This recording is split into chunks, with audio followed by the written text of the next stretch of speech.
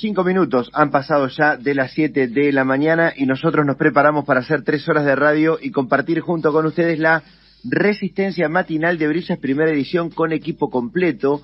Y hoy vamos a empezar el programa de una manera, pero completamente distinta. Es muy raro que nosotros empecemos el programa con una entrevista, pero evidentemente ayer algunas de las noticias que se fueron dando fueron generando muchísimo revuelo en el mundo político, aunque algunos ya entendían que esto iba a ser así. Ayer, después de las 6 de la tarde, se dio a conocer por intermedio de la propia cuenta de Twitter de Cristina Fernández de Kirchner la publicación de una carta en el momento en el cual ella dice: no voy a ser candidata una vez más. Y esto ocurrió en el mismo marco en el que estaba llevándose a cabo el Congreso del Partido Justicialista. Y decidimos, junto con la producción, poder comenzar el programa charlando con alguien que estuvo muy cercano al gobierno de Néstor Kirchner y de Cristina Fernández de Kirchner. O sea, voy a dar este dato: fue nada más y nada menos que 7 años funcionario de uno de los lugares claves, como es la Secretaría de Comercio Interior. Y a partir de ahí se volvió a poner en un lugar de visibilidad a la comisaría, a la Secretaría de Comercio Interior, y dentro de todo esto, con este tiempo de inflación, digo, bueno, ¿por qué no charlar un poco con Guillermo Moreno para que nos pueda contar qué sensaciones tiene esto que está pasando en el justicialismo, y además también para tratar de entender qué pasa con este tiempo de inflación tan complicada? ¿Cómo le va, Moreno? Mi nombre es Adrián Barbarulo de Radio Brisas. ¿Cómo está? ¿Qué tal, Barbarulo? Un placer hablar contigo, que tenga buen día. Igualmente, gracias por atendernos tan temprano. Bueno, lo primero que le pregunto, Guillermo, tiene que ver con lo siguiente: si esto que ocurrió ayer en una carta fue como un ultimátum de parte de Cristina, como diciendo, no me lo pidan más. Me parece que yo fui muy clara, ¿no?, en algunas cuestiones. Bueno, no me parece que sea un ultimátum en sí. Uh-huh. Me parece que lo que tenemos es el pensamiento sincero de alguien que no da más. Uh-huh. Y que hay que dejarla en paz. Hay que dejarla en paz, ya está. Ya está. Ya no. Mire, esto es muy sencillo. Sí. Si Cristina Kirchner supiera lo que hay que hacer con el país, el ministro de Economía no podría ser Massa. Uh-huh. Me parece que es tan evidente esto. Después todo lo demás son palabras que van llenando una carta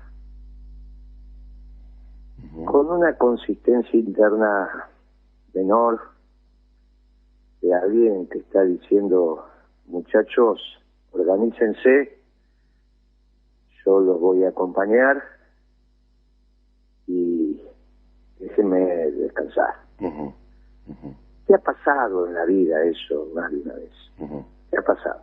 ¿Te ha pasado con tus padres, con tus abuelos, incluso con algún hijo, si lo tuviste en esas edades difíciles de la adolescencia y posadolescencia? Hay momentos en que el ser humano necesita descansar. Uh-huh.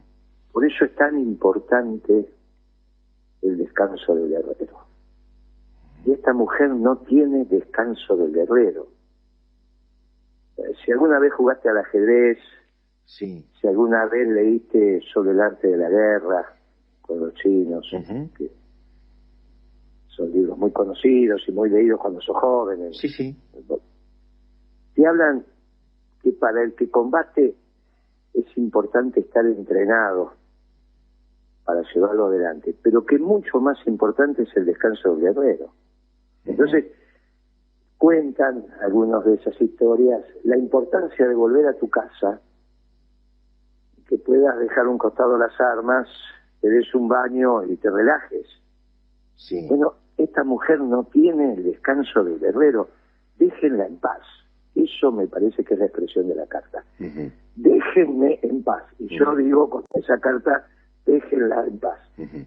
Ahora, tal vez el error debe haber sido, se lo pregunto, Guillermo, con total honestidad, digo, si haber elegido mal el equipo con cual combatir en este último tiempo. Pero no hay duda. Fue horrible la elección que hizo y se dio cuenta.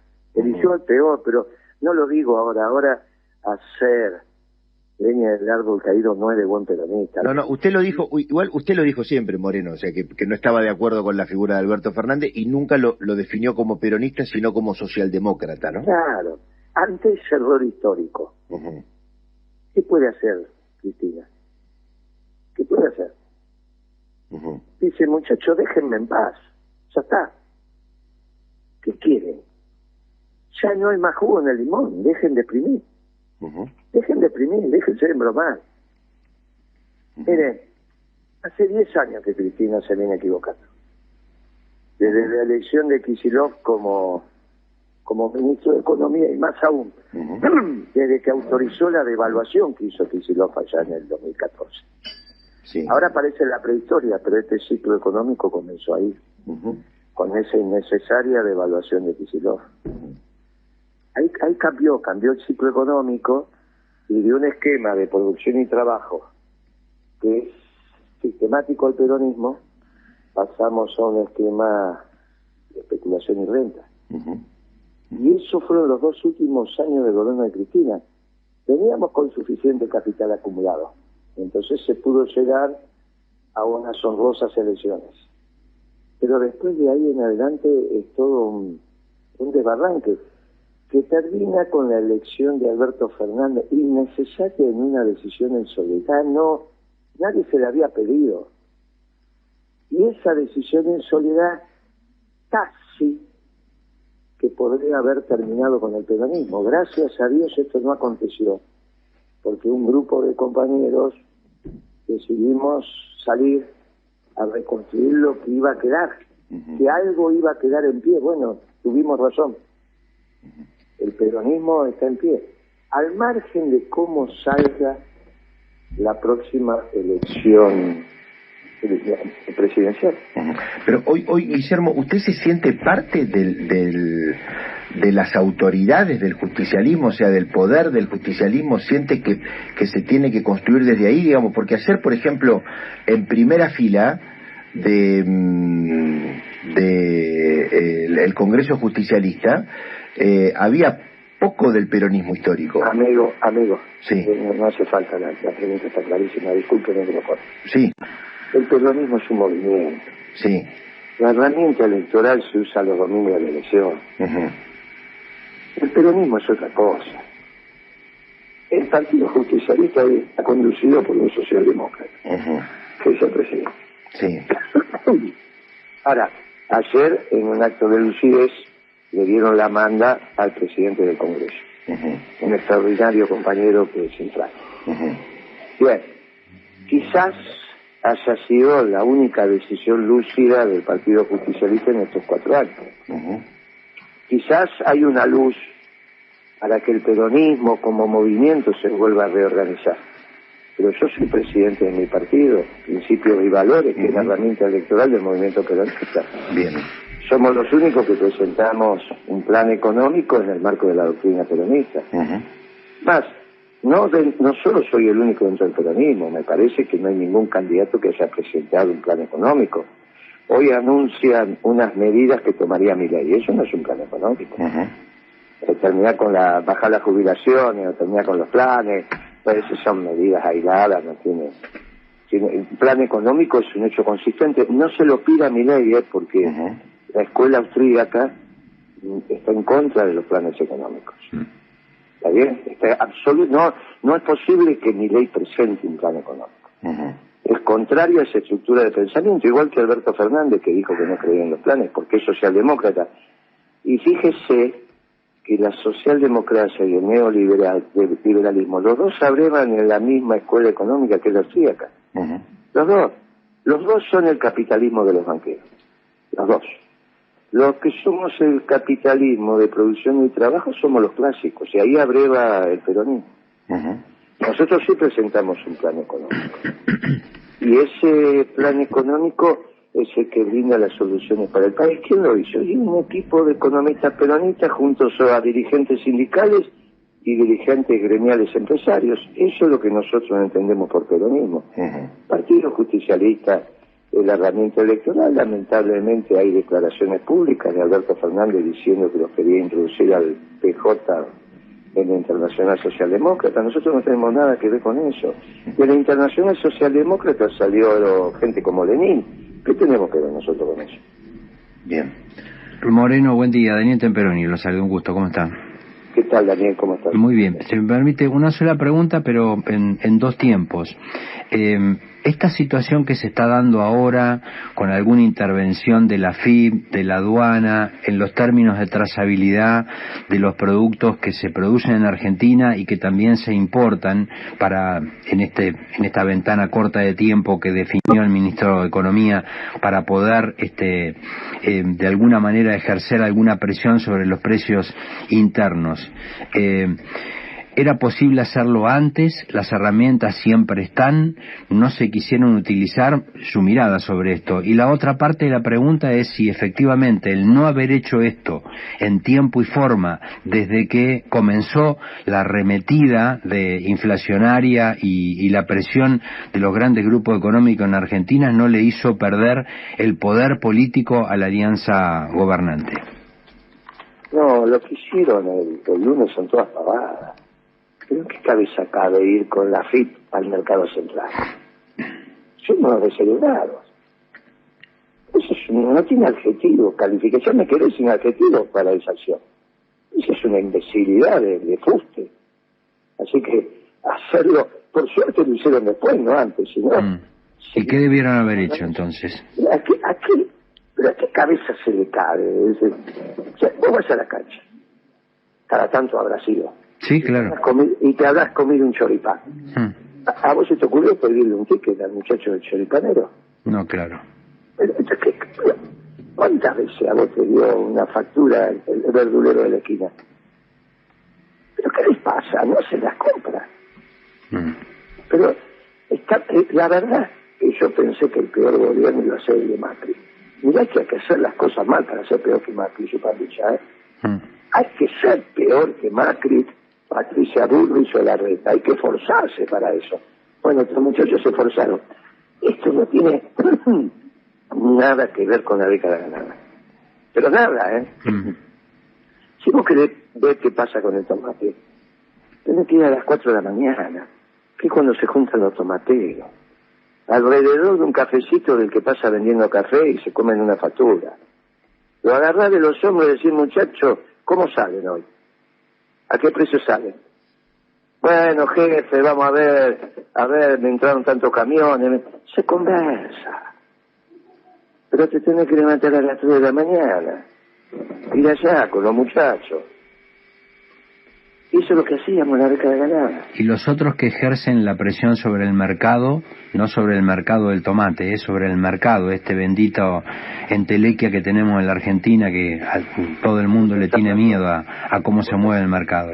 Vos estás hablando de la City. Sí, claro, evidentemente. Los que ejercen la presión fuerte, ¿no? ¿Pero estás hablando de qué mercado? No, el mercado que hace operar este dólar que pareciera no tener un freno y que es una cuestión cíclica en la Argentina, ¿no? Muy bien. Eso, fíjate vos cómo estamos en el marco de un capitalismo de los banqueros que llamamos mercado a lo que no es mercado. El mercado es el mercado, donde vos ibas con tu mamá a hacer las compras. Ahora, estos se apropiaron de la palabra mercado. Entonces, por eso te pregunté si estabas hablando de la City. Claro. De esas 10 manzanas donde se cocina esto que vos estás diciendo. Mirá, para que ese mercado no te corra, que es lo que estás diciendo vos, tenés que hacer las cosas bien. ¿Por qué no nos pasó en la década ganada eso? Vos tenés que administrar la economía con superávit fiscal, tenés que recaudar más de lo que gastás, tenés que venderle al mundo más de lo que comprás si estás endeudado. Todo lo demás no tiene sentido. La macroeconomía tiene que ir para esa dirección. Y después conversar los precios. Conversar los precios, conversar los salarios, como se conversa la paritaria entre patrones y obreros. Y se termina homologando o no en el Ministerio de Trabajo, se conversa. ¿Qué es la paritaria si no conversar los salarios? Ujú. Si vos conversás los salarios, también tenés que conversar los precios. ¿No? Pero tenés que tener un contexto macroeconómico ordenado. Por eso los muchachos, en general los neoliberales, incluso los socialdemócratas, se equivocan. Dicen, no, ¿cómo Moreno iba a conversar los precios? Y yo le decía, ¿cómo vas a conversar los precios y conversar los salarios? Ah, sí, los salarios hay que conversarlos. Ah, conversar los salarios pero no conversar los precios. Pero ¿cómo es esa economía? Es ridículo. Entonces terminás conversando todo, que es el rol del secretario de Comercio. Sí. Conversar. Ujú. Bien. Yo te contaba de los tomateros. Sí. Y también se conversa la tasa de interés. Y no, ¿cómo te pensás que se define la tasa de interés? Ujú. Cuando leemos en los diarios, se reunió la FED, está bien que se vio el Banco Central norteamericano, Sí. y aumentó la tasa de interés, que no la conversaron. Ujú. ¿En qué la economía es conversar? Ujú. Es ir encontrando los intersticios para ordenar en función, al menos desde el peronismo, del bien común. Ujú. Bien. Ahora, vos te juntás con muchachos que son economistas que dicen, no, vamos a hacer lo que hay que hacer para aumentar la tasa de ganancia del capital, únicamente. Bueno, ¿sabes? Yo los respeto, pero no son peronistas. Bien. La última que le hago, Moreno, agradeciéndole. Tenemos Sí. planes económicos con el peronismo. Ujú. Que ellos construyan nuestra sociedad, nosotros queremos construir la comunidad organizada. Bien, Sí. bueno, decía que el llamado de Cristina para usted es un organícense. ¿Cómo debería ser la organización del movimiento peronista para tener un candidato? Eso, no dije eso. Dije, déjenme en paz. Bien, Si lo dije con todas las letras, 6 veces lo repetí. sí. Déjenla en paz. Y esa carta es, déjenme en paz. Basta. Ujú. Déjenme en paz. Ese es el motivo de la carta. Bien. Y hay que dejarla en paz, porque no tiene descanso de guerrero. Lo que dije después es, muchachos, organícense y yo los voy a acompañar. Déjenme en paz. Bien. ¿Y cómo debería organizarse entonces? Bueno, me parece que hay dos metodologías que el peronismo siempre utiliza, Ujú. que se deberían haber utilizado en el 19, que es lo que nos habíamos puesto de acuerdo y esa decisión irresponsable de Cristina abortó. Ujú. O nos ponemos de acuerdo consensuadamente y elegimos una fórmula, Ujú. o vamos a unas internas razonables, sencillas, que son unas pasos competitivas. Bien.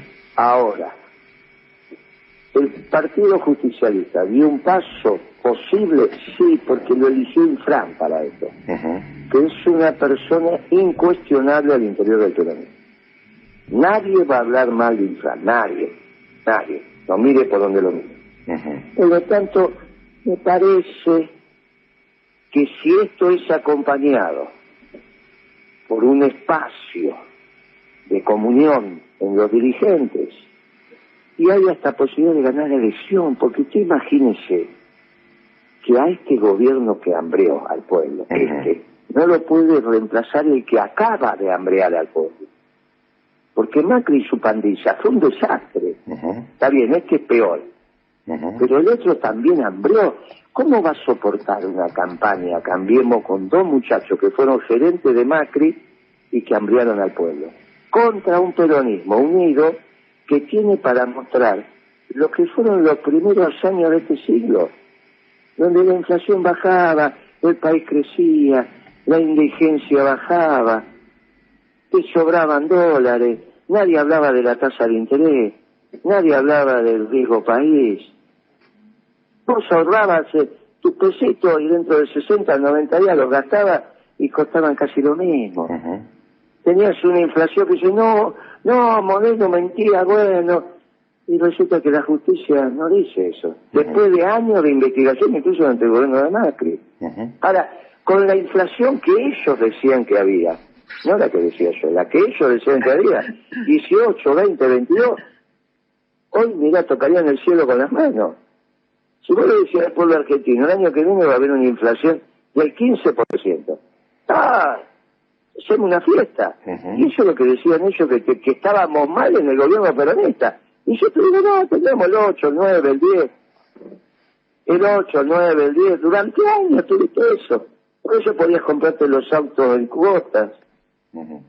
Ayer me encontré con el expresidente del Banco Nación. De casualidad, en la calle, en un bar. ¿Con cuál de todos? Y el nuestro, de la Granada, que es Fábrega. Fábrega, sí. Sí. ¿Y te acordás que hicimos cuando hicimos el plan de las viviendas? Me dice, ¿te acordás que dimos 78.300 créditos? Yo el número tenía en la cabeza 80.000. Digo, sí, tenía ese número. ¿Sabes cómo era el crédito para que te compres tu casa? Lo que pagaba de alquiler. ¿Vos alquilás ahora o sos propietario? No, yo soy propietario. Me compré la casa en el 2007. Mirá qué casualidad. Mirá qué casualidad. Lo que pagaba de crédito hipotecario era la cuota del alquiler, así estaba armado. Si vos alquilabas, pagaba 80.000 pesos de alquiler. Y te buscabas un departamento, o ese mismo que estaba viviendo, y la cuota de crédito eran 80.000 pesos. Por lo tanto, si vos pagabas de alquiler 80.000 pesos, podías pagar de cuota 80.000 pesos. Mirá qué fácil. No eso hizo el peronismo. Y no funcionaba lo más bien. No sacábamos ninguna publicidad en ningún lado, se hacía nada más. Sí. Bueno, ¿cómo nos van a ganar una elección si nosotros decimos, mire, esto fue lo que hicimos, lo que vamos a volver a hacer? No este mamarracho socialdemócrata, no esta bestialidad de Macri y su plantilla. Bien. Moreno. Para eso necesitas un peronismo tranquilo, unido, y dejar en paz a Cristina, que hace 10 años que se viene equivocando. No expriman más el limón, que no tiene más jugo. Bien. Gracias, Moreno, por el tiempo, muy amable. Hasta luego, Diego. Hasta luego. Bueno, estamos hablando con Guillermo Moreno, polémico siempre en sus declaraciones, y hablando con una situación categórica con respecto a las decisiones de Cristina, ¿no? Y después veremos cómo se va a ir ordenando todo. Nos parecía en el programa de hoy que era interesante poder conocer a alguien que trabajó durante mucho tiempo de forma muy cercana a Cristina Kirchner. De hecho, Guillermo Moreno se corre, o lo corren en definitiva, de ese lugar preponderante que tenía con la llegada de Axel Kicillof.